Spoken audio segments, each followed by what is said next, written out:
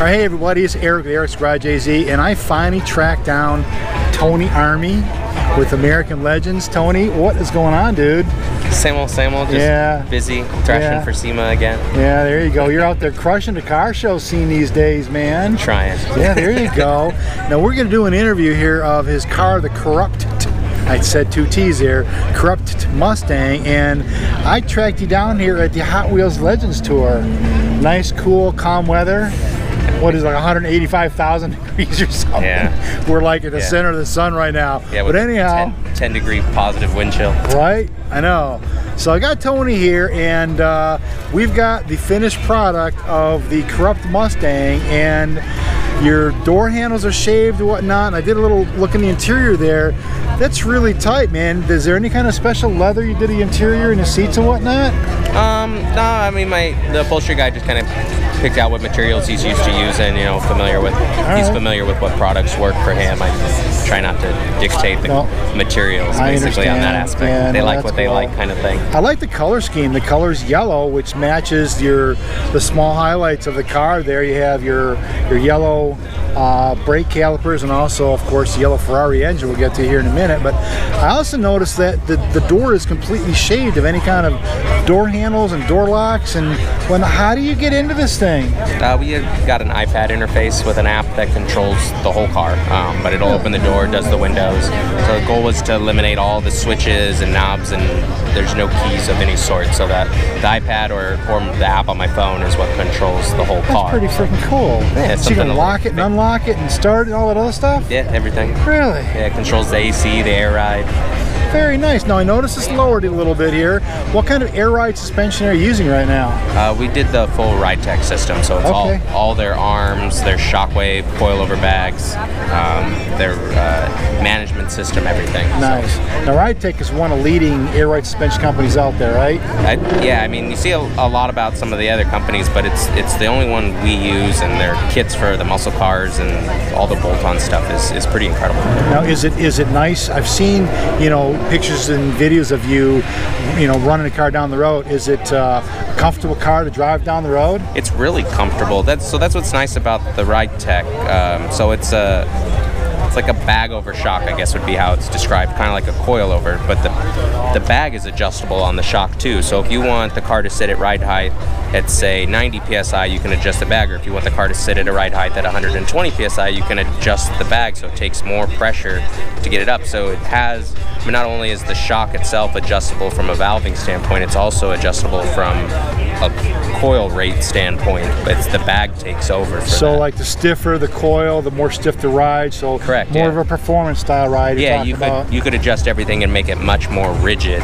That's pretty cool. You know, and or make it much more relaxed. And it's just in the middle right now. It just kind of just drives around like a normal car. It's really comfortable. That's to drive. Pretty cool. It looks, you got smiles on your face too. Now you have this really cool car in a really cool color. And I know when we first did the interview, you said you can't do a picture of the car with the paint on it because it was very special. So now we're out in the public here, and you're winning car shows like crazy all over the country.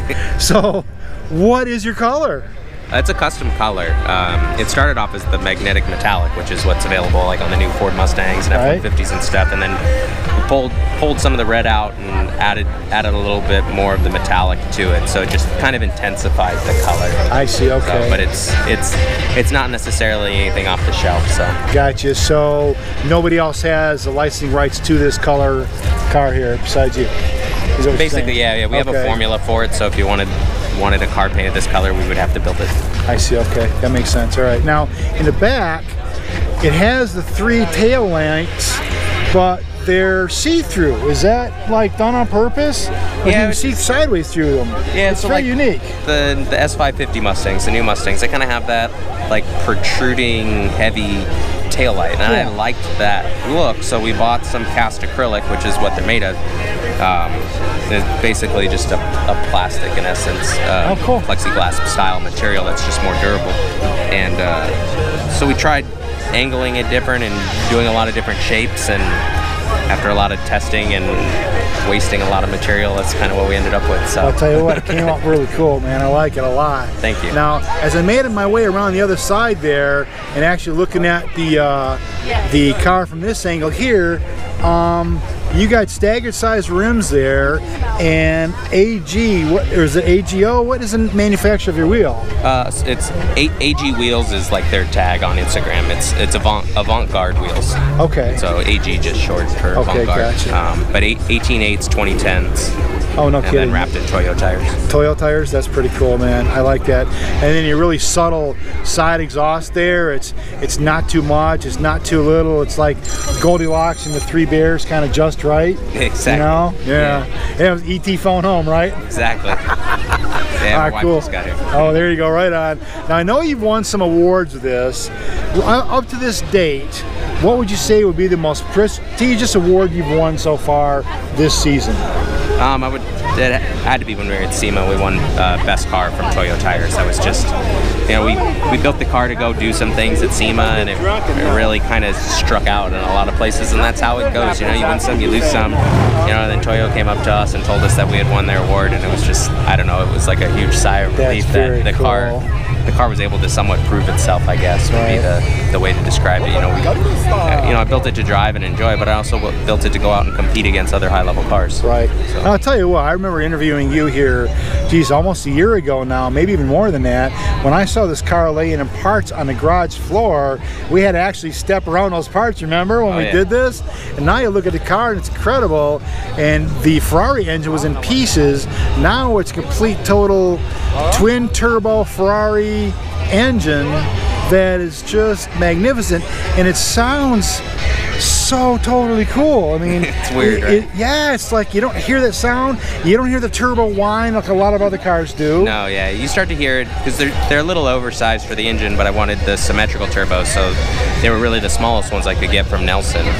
So a little bit smaller would have probably been more ideal for a street car, but once you start driving and get above like 2,500 RPMs, you start to hear them start spooling up. And, I see, okay. And start producing boost around 3,000. Oh, there you go. So is it like neck snap and boost when you get up there and start producing? When you step on the accelerator, do you get pushed back in the seat? Yeah, it's kind of, there's not a lot of torque with the car, so it's not like, that's what's so weird about it. It's not like driving a typical, you know, modern muscle car, old muscle car. There's not much torque, so it kind of slowly puts you in the seat, and then it just keeps on going. Oh, that's cool. Okay. So it's all horsepower. You know, we shifted around 9,000 RPMs, and that's pretty cool.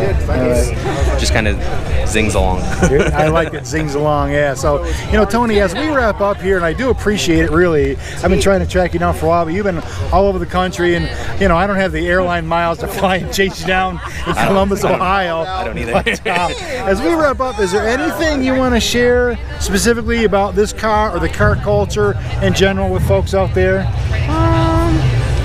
I don't know. I mean, this whole thing for me was just a real fun experience, and I've built a lot of cars for customers, and and you always talk to people and get the reaction. It's just a different experience with it being my car this time. You know, a lot more, I don't know, emotion involved, I guess, with the car. You know, that had more of an attachment to it. And that's cool. Well, I'll tell you, I want to thank you very much for being on Eric's Garage AZ. It's awesome, man. Appreciate it. And folks, I tell you, it's a real cool opportunity to meet with Tony here. And like to say out in Eric's Garage AZ land, like, subscribe, share, and be sure to drive like you stole it, bitches. Until next time, peace out.